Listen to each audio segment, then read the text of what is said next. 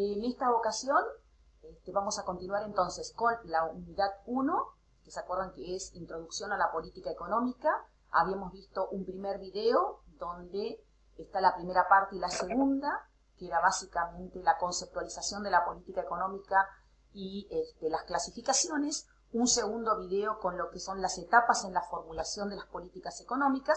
Y en esta cuarta parte vamos a ver las teorías de la política económica.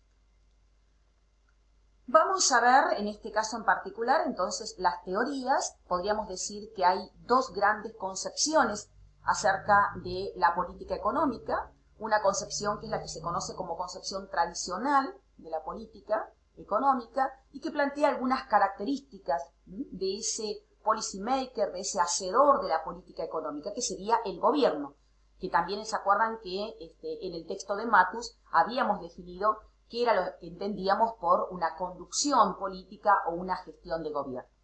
Entonces, acá en esta concepción tradicional de la política económica, cuyo representante, podríamos decir, o figura icónica, puede ser considerado Jean Tinbergen, con ese, ¿se acuerdan? Ese desarrollo que hace de la política económica un poco más formalizado, considerando, fíjense, que acá dice que el gobierno es un ente benevolente, es decir, que ese conjunto, ese gobierno, como conjunto de personas que deciden ciertas políticas en particular, busca siempre el bien, digamos, ¿no? Y que conoce la función de bienestar social. Es decir, no solamente es un ente benévolo que busca maximizar el bienestar general de la población, sino que conoce la función de bienestar social de esa población en particular, que dispone de los instrumentos suficientes, es decir, que cuenta, una vez que conoce cuál es el problema, lo define con claridad, porque conoce la información, tiene información perfecta, va a poder definir la totalidad de los instrumentos con los cuales puede hacer frente a esa problemática.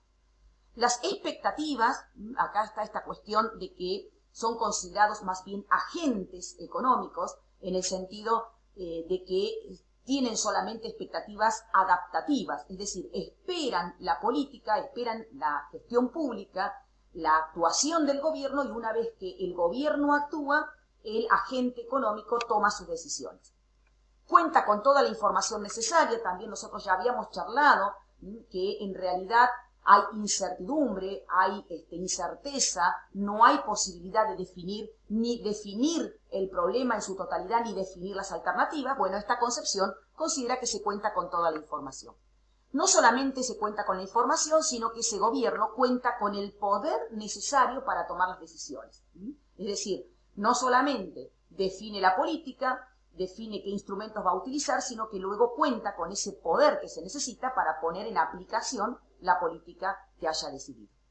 Tampoco hay problemas en la ejecución de las políticas, es decir, una vez que decide poner en práctica una medida de política económica en particular, no hay problemas en la ejecución, es decir, lo que se ha planeado se logra en la realidad.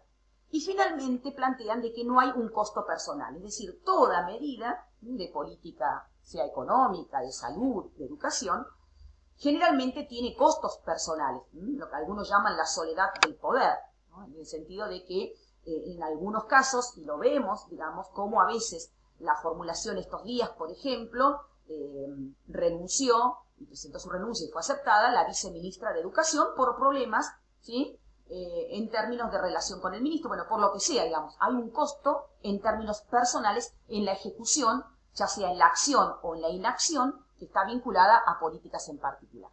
Entonces, esta concepción de carácter tradicional, con esas características, ¿sí?, ha sido revisada y hoy en día se dice de que hay una concepción no convencional de la política económica, es decir, que deja de lado muchos, podríamos decir, de esas características que podríamos decir que eran las tradicionales. Que en esta nueva concepción de la política económica, fíjense que aparecen algunas cosas que son como las antípodas, ¿no?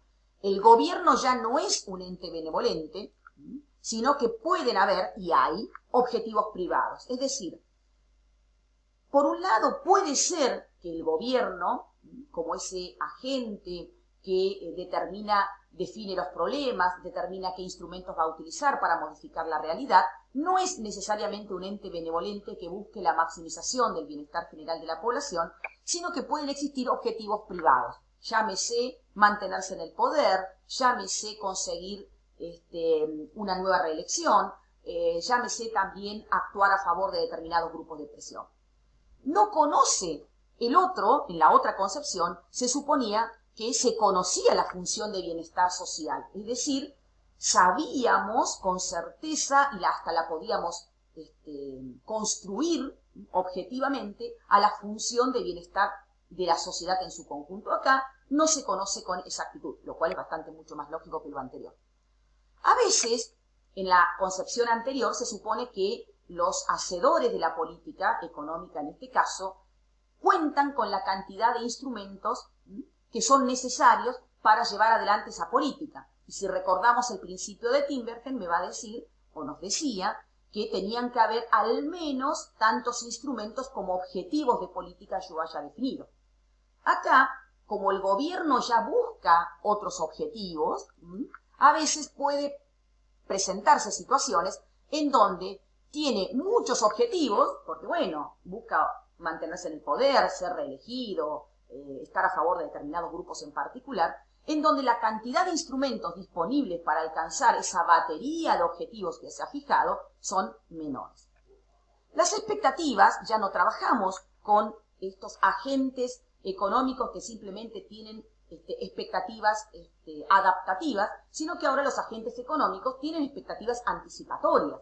Es decir, lo que decíamos en la otra presentación, en el caso de Matus, esta cuestión de que trabajamos con actores sociales que tienen expectativas, que tienen intereses, que tienen subjetividades propias.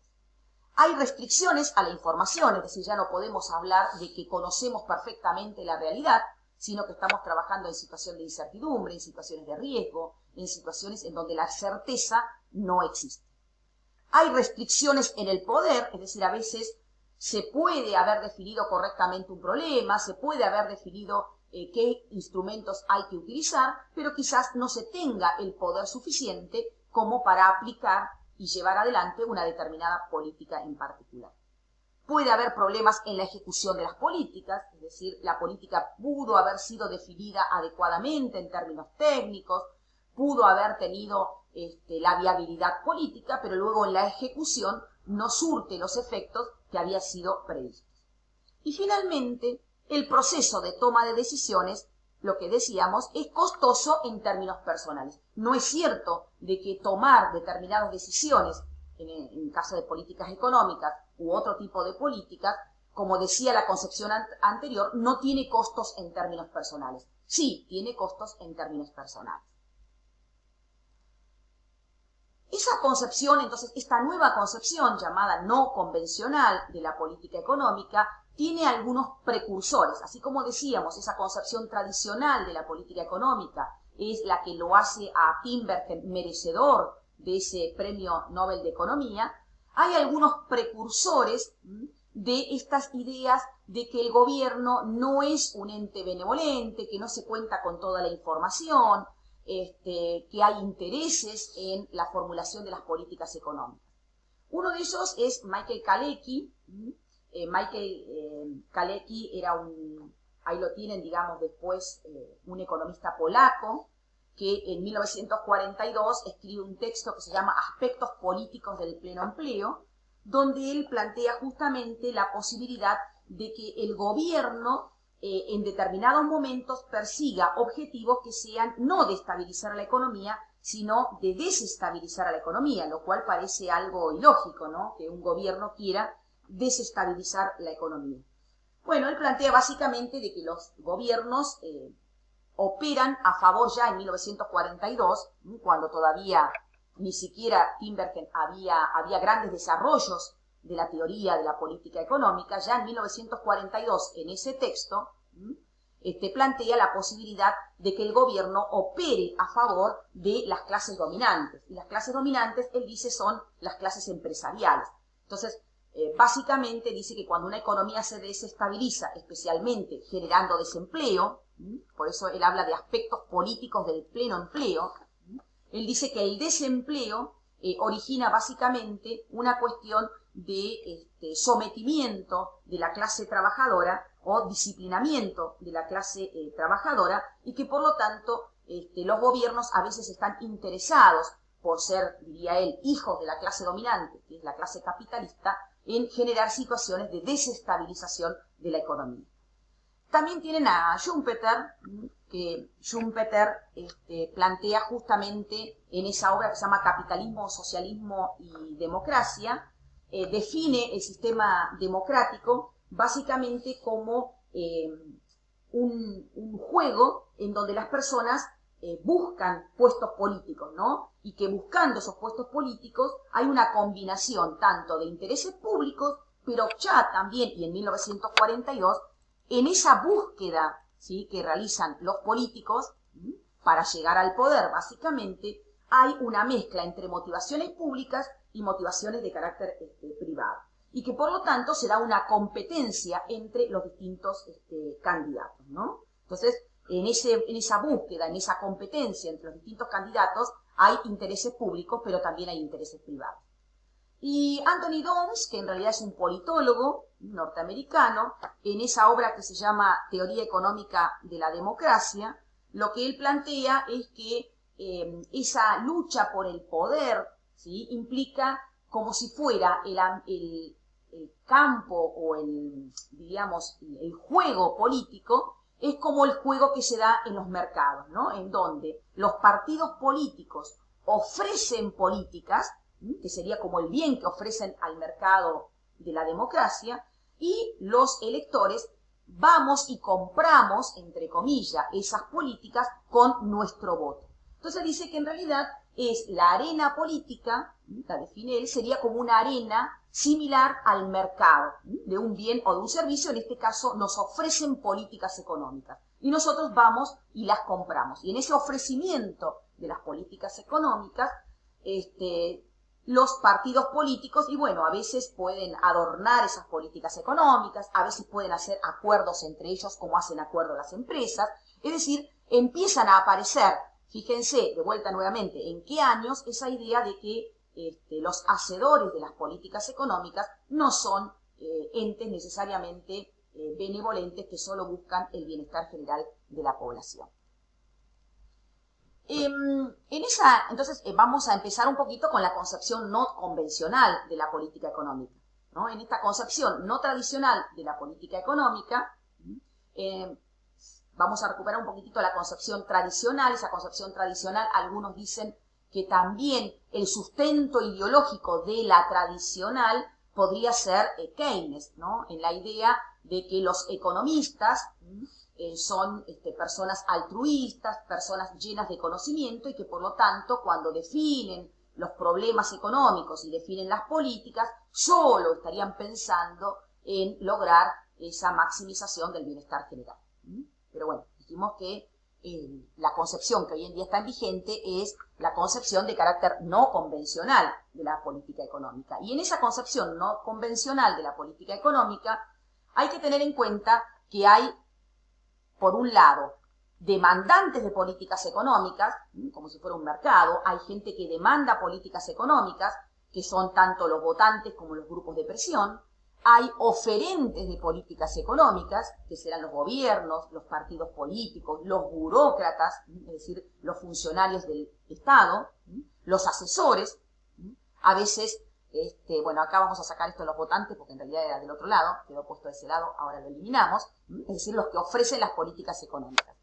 Estas dos fuerzas, como si fuera en un mercado, están los demandantes y están los oferentes, y a su vez funcionan en este mercado, sería de las políticas económicas, a través de ciertas reglas de juego. Hay reglas constitucionales, hay reglas de votación, hay reglas producto de la misma costumbre, de ciertos acuerdos, y de ese entramado de relaciones de demandantes, oferentes, y en un juego que tiene ciertas reglas, surgen las políticas económicas.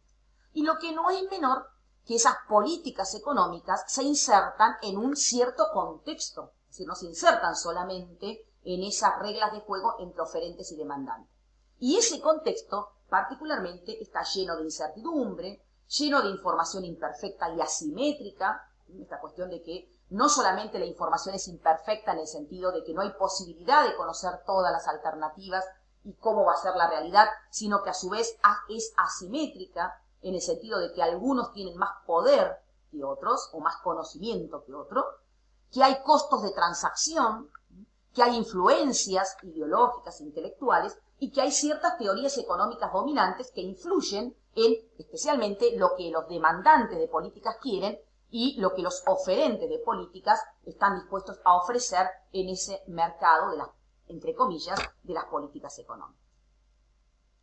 Entonces, en la convención, digamos, de carácter, en la concepción, perdón, de carácter no convencional de la política económica, hay una teoría que se llama la teoría de la elección pública que ha hecho aportes a esta visión de carácter no convencional. Por un lado, dentro de esa teoría de la elección pública hay una vertiente estrictamente normativa en donde se incluye en la política económica el papel que tienen los juicios de valor, ¿no? Entonces, ya si la política económica, ¿se acuerdan? En la primera presentación estamos en el deber ser, ¿qué entendemos cada uno de nosotros por justicia, por bienestar? Está cargado de juicios valorativos, ¿no? Bueno, la teoría de la justicia de Rawls, que seguramente lo deben haber visto en el sentido de que, siempre operamos bajo un velo de ignorancia, en el sentido de que no conocemos todas nuestras posibilidades y todas nuestras alternativas, ¿no? Y nuestras posibilidades de alcanzar ciertos objetivos. Y la vertiente más positiva considera que en el sector público actúan agentes, actúan individuos, personas, y que esas personas tienen los mismos patrones de conducta que cualquier otro agente económico, ¿no? Entonces, los patrones de conducta que considera la economía, en ese supuesto más duro, sería el homo economicus, es decir, que busca el interés personal, ¿no? Se analizan hechos, por eso es la vertiente positiva, más que recomendaciones. Se vuelve a recalcar el carácter racional, individualista e interesado propio de la vertiente de ese homo economicus, y es una idea más multidisciplinaria, es decir, que la política económica requiere una visión, también como veíamos en Matus, una idea de una visión más multidisciplinaria o, podríamos decir, más ampliamente transdisciplinaria.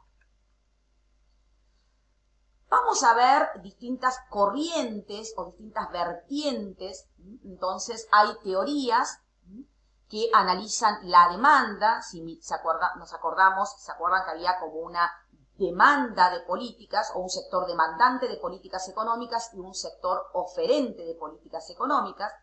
Entonces, hay teorías que analizan la demanda político-económica, que son los elementos que inciden, o sea, qué elementos inciden en el comportamiento del votante desde el punto de vista económico. Ahora al final vamos a ampliarlo un poquito, a partir de funciones de voto y funciones de popularidad se llaman. Después, las que analizan la oferta político-económico, analizan concretamente cuáles serían las actuaciones, o sea, cómo las actuaciones de los gobiernos en la definición y en la implementación de políticas económicas está afectado por factores políticos y factores ideológicos. Se llama la función de reacción. Es decir, cuáles son las políticas que ofrecen los distintos partidos en función de cuestiones ideológicas. Y las que vamos a ver, que son las que están marcaditas acá, en ese remarcado verde, son los modelos que se llaman modelos que hablan de la interacción entre la oferta y la demanda. Es decir, los modelos que tratan de analizar la formulación de las políticas económicas, viendo la interacción que se da entre los demandantes de las políticas económicas, que serían básicamente los votantes, y los oferentes de las políticas económicas, que serían los gobiernos en particular, ¿no? En estos ámbitos o en estas distintas vertientes hay distintos modelos. Hay, dijimos, unos que se llaman parciales, porque tienen en cuenta algunos aspectos, y hay otros modelos que serían más globales, que tratan tanto más conjuntamente, tanto los demandantes como los oferentes. Los modelos económicos políticos parciales considera que básicamente los electores no son racionales, que no tienen en cuenta las posibles acciones, o sea que consideran que básicamente los electores generamos o tenemos expectativas simplemente adaptativas,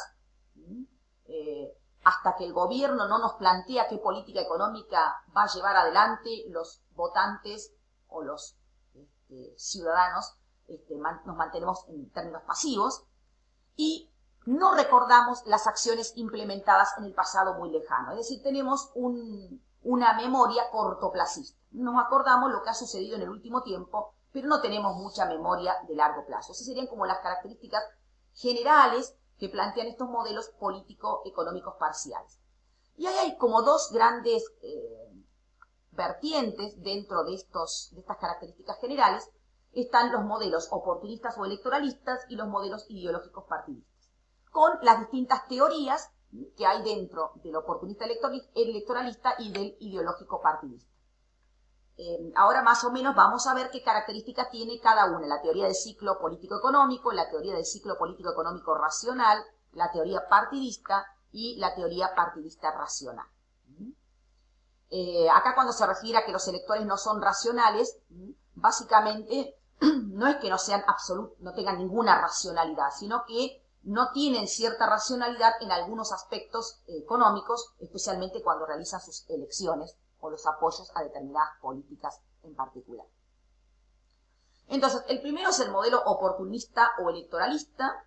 Estábamos dentro del primero, o sea que estamos dentro del modelo el que está en violeta, modelo oportunista electoralista, y luego vamos a desarrollar las características de los dos que están adentro de esto. Bueno, el modelo oportunista o electoralista, su nombre lo indica, el gobierno lo que trata de hacer siempre es maximizar su cantidad de votos, es decir, la cantidad de votos que pretende obtener, ¿no? Por otro lado, hay relaciones entre políticas económicas y el calendario electoral. Esto es importante en el sentido de que hay lo que se llaman, o lo que se suele conocer como ciclos económicos de raíz política. Es decir, hay una vinculación entre las políticas económicas que se implementan y la cercanía o la lejanía de las elecciones, ¿no? Entonces, antes de las elecciones generalmente son políticas expansivas y luego de las elecciones vienen políticas de carácter recesivo, que en Argentina a veces se conoce entre la diferencia. Nosotros tenemos elecciones, ya sea de medio tiempo o elecciones generales, en los años impares.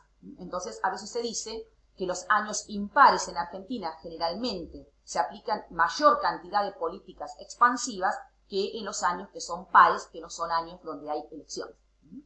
La economía se caracteriza por una curva de Philip, esa relación inversa entre inflación y desempleo con expectativas adaptativas, lo que decíamos, el agente económico simplemente reacciona una vez que se aplica la política, no tiene expectativas anticipatorias, simplemente adaptativas.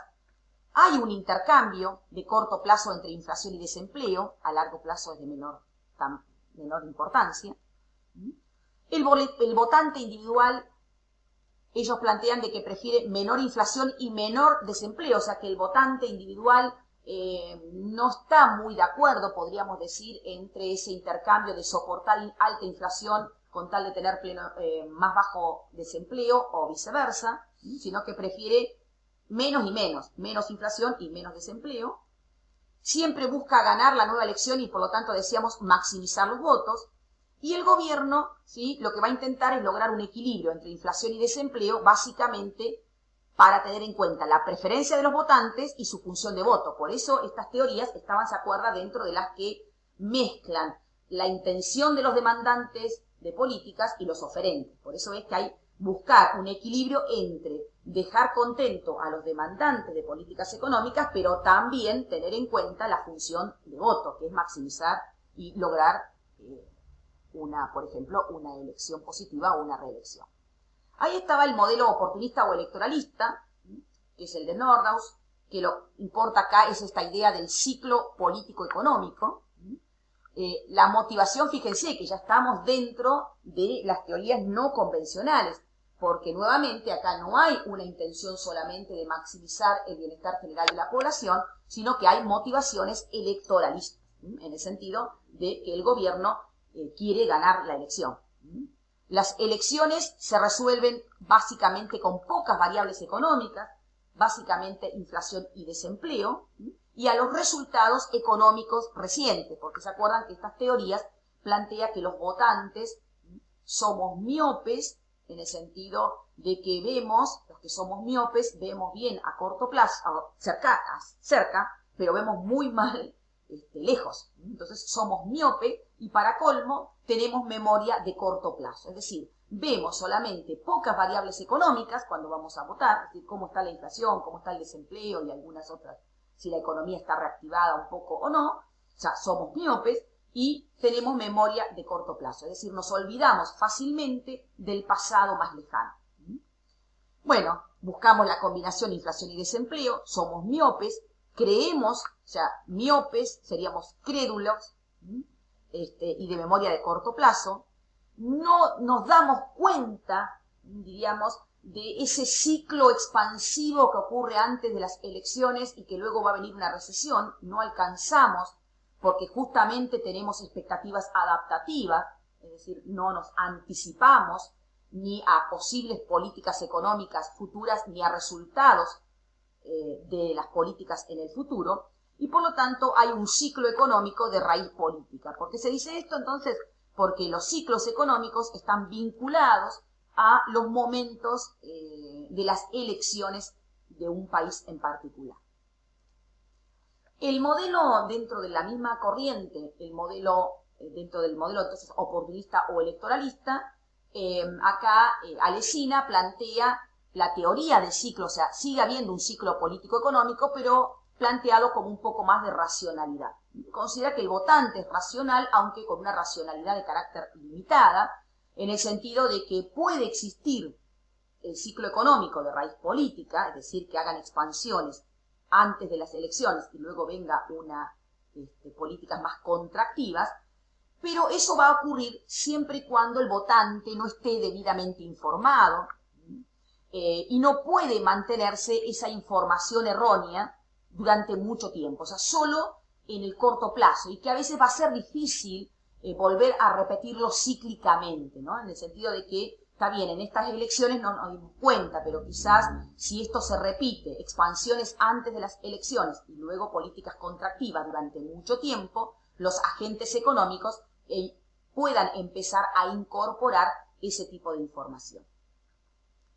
Que el votante va a tener algo de expectativas a largo plazo y va a tender a tener, aunque sea algo de visión anticipatoria, y va a tener en cuenta el pasado. Es decir, si siempre antes de las elecciones me hicieron expansiones y luego viene una contracción, con el tiempo yo la expansión previa a las elecciones quizás no la crea del todo, sino que arme una expectativa anticipatoria, suponiendo ya que luego de este verano económico va a venir una situación mucho más negativa o un invierno, diríamos, ¿no? Entonces, ese ciclo económico ya no se puede repetir indefinidamente, o va a ser más difícil. En los modelos ideológicos o partidistas, ya no los electoralistas, sino los ideológicos partidistas, acá los instrumentos económicos que se usan en términos de formulación de las políticas ya depende de la ideología que tengan los gobiernos. Es decir, ya hay un efecto no simplemente de las elecciones y de convencer y de conseguir maximizar los votos, sino que cada partido político tiene ciertas preferencias, podríamos decir de alguna manera, por ciertas políticas económicas que donde tienen en cuenta aspectos más vinculados a las cuestiones ideológicas, ¿no? Las políticas económicas se considera que afecta de distinta manera a los distintos ciudadanos. O sea, los ciudadanos acudimos a los partidos políticos y a ver cuál es la política que nos ofrecen, pero no es lo mismo los intereses y las expectativas de las distintas clases sociales, ¿no? Entonces, habrán algunos sectores que van a tener mayor aversión a la inflación, otros van a tener mayor aversión al desempleo, y van a estar los indecisos. En este grupo es donde los partidos políticos generalmente tienen que hacer mayor esfuerzo, ¿no?, en captar a los indecisos, porque lo que se dice que la base de un partido, es decir, los que están de acuerdo con las bases ideológicas de un partido ya están convencidos, y por lo tanto no hay que dirigirse a ellos, sino que hay que tratar de captar a los indecisos, ¿no? Entonces, acá ya no tiene la preferencia simplemente maximizar los votos, sino que ya hay un objetivo que tiene que ver más bien con lograr objetivos en términos de partido o en términos ideológicos, y no simplemente conseguir la mayor cantidad posible de votos, considerando lo que decíamos anteriormente. Y acá tenemos primero la teoría partidista, vuelve a considerar, digamos, que hay distintas preferencias según la posición ideológica de cada partido. Las preferencias ideológicas están en base a supuestas características del electorado que forma parte de la base de ese partido político, se centran en ese votante flotante o en el votante indeciso, consideran de que hay un elemento central en estos modelos ideológicos partidistas que es la redistribución de la renta, porque ellos consideran que estas dos variables que consideraban los otros modelos como centrales, que es la inflación y el desempleo, termina teniendo consecuencias redistributivas, o sea que esa preferencia o mayor aversión que uno puede tener ante la inflación o ante el desempleo, en realidad la variable que el objetivo que las englobaría serían las cuestiones de carácter redistributivo, ¿no? Esta teoría considera que la clave de la actuación de la política económica es la clase media, porque la clase media forma parte en mayor medida de ese votante flotante o votante indeciso. La evidencia de la curva de Philip, es decir, ese intercambio entre inflación y desempleo, se daría solo en el corto plazo, y vuelve a considerar de que, ¿se acuerdan la primera?, que el electorado es miope y es no racional. Es decir, vemos solamente o nos recordamos solamente del pasado reciente, de lo que ha ocurrido en la economía recientemente, y no somos absolutamente racionales. Y la teoría, dentro de la ideológica partidista, pero ya que considera cierta racionalidad, vuelve a ser alesina, ¿no? Utilizamos toda la información, los políticos buscan objetivos propios y su reelección, las autoridades pueden desear que no se conozcan sus preferencias, usan técnicas ruidosas, o sea que a veces se ayudan, podríamos decir, también haciendo alianzas entre distintos partidos. Nosotros lo tenemos como ejemplo, digamos. Los partidos tienen que combinar políticas que desean sus partidarios con las que les permiten ganar las elecciones. Es decir, tienen que combinar entre políticas que coincidan con sus objetivos ideológicos partidistas, pero también tienen que presentar políticas que les permita ganar las elecciones, es decir, combinar distintos tipos de políticas, es decir, captar a los indecisos, pero no perder la base ideológica o la base partidaria que tengan, ¿no? Finalmente, podríamos decir que estos modelos económicos políticos globales, también hay uno que en lugar de ser parciales pasamos a los globales, que también se llaman teoría ecléctica. Siempre estamos entonces dentro de los modelos que consideran tanto la parte de los demandantes de las políticas económicas como de los oferentes de las políticas económicas. Entonces, acá consideran de que no solamente se trata de maximizar votos, sino alcanzar objetivos ideológicos partidistas, es decir, hay una mezcla entre, no es que algunos maximizan los votos y otros tienen en cuenta los objetivos ideológicos partidistas, sino que hay una combinación entre maximizar votos y ganar una elección, pero también tener objetivos ideológicos partidistas, ¿no? Siempre los gobiernos tratan de, digamos, maximizar su propia utilidad, que podría ser en el caso de los votos, pero siempre sujeta a restricciones. Siempre hay restricciones, y las restricciones están las que le impone el signo ideológico, es decir, nuevamente, intentar no perder su base partidaria, pero también tienen que tener en cuenta la popularidad de los propios votantes. Entonces, en estas teorías, ya modelos económicos políticos de carácter ecléctico, de carácter globales, ya hay una vinculación entre votos, pero también, por ejemplo, la consideración del nivel de popularidad, ¿no? Entonces, ellos plantean de que según el nivel de popularidad cambian las actuaciones económicas de los gobiernos, ¿no? Si hay mucha popularidad, generalmente no se aplican muchas medidas de política económica, básicamente para no perder la popularidad, Y generalmente la mayor cantidad de medidas se aplica cuando los gobiernos están teniendo una baja de popularidad, en donde a través de las políticas intentan recuperar ese nivel de popularidad, ¿no? Entonces, las políticas económicas, que es lo que dice acá, se aplican según el déficit o según el superávit de popularidad que tenga un gobierno, ¿no? Entonces, los objetivos que va a intentar alcanzar el partido que está en el poder va a estar en consonancia, se va a mover según cómo esté el nivel de popularidad que tenga el gobierno en cada uno de los momentos.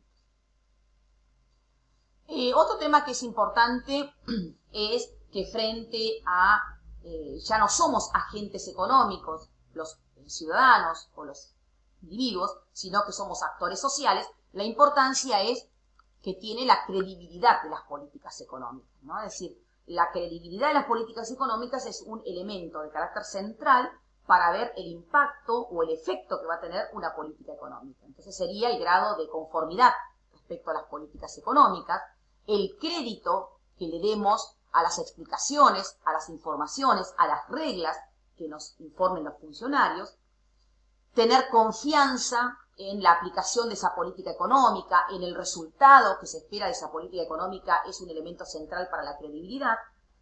¿Cuándo podríamos decir que eso es creíble una política económica? Esto es importante cuando esa política económica la logramos incorporar en nuestras expectativas, ¿no? Es decir, cuando nosotros creemos en la política que se ha implementado, cuando creemos y cuando esa política nosotros la incorporamos en la formación de nuestras expectativas anticipatorias. Por supuesto, va a depender de la consistencia técnica y de la representación que exista, es decir, consistencia técnica no solamente porque decíamos el otro día, necesitamos que esté técnicamente bien formulada, que sea políticamente viable y que sea aceptada socialmente. Es decir, va a ser más creíble en la medida en que nosotros podamos ver que esa política económica tiene algún impacto en el funcionamiento real del sistema económico, ¿no? ¿Por qué es importante la credibilidad? Porque la falta de credibilidad, o cuando un gobierno no es creíble, distrae los recursos económicos. Es decir, en lugar de invertir, como no creemos mucho en la política económica de ese gobierno, por ejemplo, decidimos no invertir y esperar. O sea, decidimos no hacer. Ahí tienen después en el apunte cómo hace de Pablo esta idea de falta de credibilidad. Si la falta de credibilidad es en el ministro de Economía, y bueno, uno lo que espera, distrae recursos, pero ¿qué es lo que espera? Y que saquen al ministro de Economía. Si la credibilidad afecta al gobierno, y bueno, uno espera que termine su periodo de gobierno y volveremos a votar a algo distinto. Sería esperar que termine el periodo de gobierno del que está de turno. El problema más grave es cuando hay falta de credibilidad, dice él, en el país, porque eso genera no solamente distracción de recursos, sino también fuga de recursos hacia otros países, ¿no? Y fundamentalmente, algunos autores dicen que cuando hay falta de credibilidad, generalmente hay que hacer políticas de shock para recuperar rápidamente la credibilidad.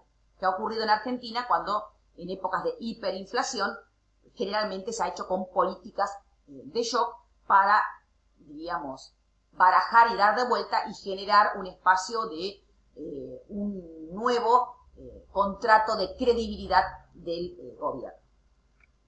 Acá, para demostrarles, digamos, o mostrarles así a grandes rasgos la importancia, digamos, de las variables económicas en términos electorales, la campaña de Bill Clinton en el 92, que se la maneja Carville, justamente se decía de que él tenía en su oficina, el asesor de campaña, le había puesto 3 carteles, ¿no?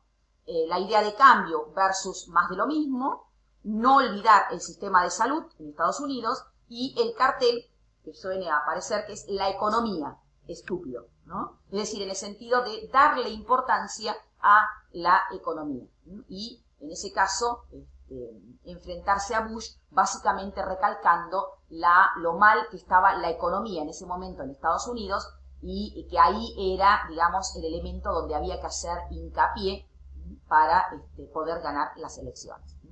Algunos lo traducen como es la economía, estúpido, pero en realidad dice que el cartel decía economic stupid, nada más. Y también la otra forma de ver la influencia de la economía en el voto es lo que se llama la teoría del voto económico, que tiene como tres vertientes, un modelo clásico, un modelo que se llama posicional y un modelo patrimonial. ¿Qué es esto? Son distintas teorías o distintos modelos que permiten ver, ¿sí?, cuál es la influencia o la importancia que tiene la cuestión económica en el voto de los ciudadanos. Entonces, el modelo clásico dice que básicamente se vota en función de los resultados económicos y que esos resultados económicos que tiene en cuenta el votante pueden ser respecto al pasado, es decir, a cómo ha estado la economía en el tiempo pasado, o lo que esperamos de la economía hacia el futuro. Es decir, que uno puede mirar qué es lo que pasó antes o qué esperamos que pase en el futuro. Y que esas percepciones son generalmente personales o pueden ser de bolsillo, es decir, las personales son de bolsillo, es decir, cómo me fue o cómo me fue en el pasado, cómo espero que me vaya en el futuro, en el sentido de que pienso solamente en mí. Pero estas teorías, en evidencias empíricas, han demostrado que la mayoría siempre es en términos nacionales o sociotrópica, es decir, en términos de cómo le ha ido al país, o a todos, o a la mayoría, y no solamente esa visión de cómo me ha ido estrictamente a mí en términos económicos. El modelo posicional dice que básicamente se vota según el posicionamiento del votante. Y ese posicionamiento, el voto está más vinculado a políticas que a partidos, ¿no? Y en el sentido de que hay tres grandes posiciones que uno tiene como votante, ¿no? Que mira tres cosas. El grado de regulación de la economía, es decir, hay algunos que están más dispuestos a aceptar un gobierno más intervencionista en la economía, mientras que otros entienden una participación del gobierno más retirada, más un estado mínimo. El tema de la redistribución del ingreso es otro elemento que se tiene en cuenta, el nivel de indigencia, pobreza, grado de concentración de la riqueza, y las políticas impositivas. Es decir, todos nosotros, diría este modelo, con los votantes, nos posicionamos respecto a estas tres grandes variables, ¿no? Algunos serán más regulacionistas y otros más libre mercado. Algunos tendrán más preferencia por una idea de justicia social o de equidad, otros más por una cuestión de una economía más meritocrática, y finalmente algunos respecto a la política de impuestos en particular. Y finalmente hay un modelo patrimonial que dice que los votantes concurrimos a votar teniendo en cuenta la posición que ocupamos en la estructura económica. Y ellos hablan de un voto de clase, de manera tal de que habrían dos grandes posiciones, o uno se considera empresario o capitalista, por decirlo en un extremo, digamos, y otros se podrán considerar de la clase trabajadora, y que en función de eso uno tiene sus preferencias de voto, en función de un voto de clase, ¿no? En base a estas dos grandes divisiones, o trabajadores o propietarios. Ahí abajo tienen indicado también, en el caso de la transparencia, por si les interesa esto, el trabajo donde está el análisis que se ha hecho en Argentina de estos, a través de encuestas, cómo funciona la teoría del voto económico en el modelo clásico, modelo posicional y modelo patrimonial, particularmente en el caso de Argentina.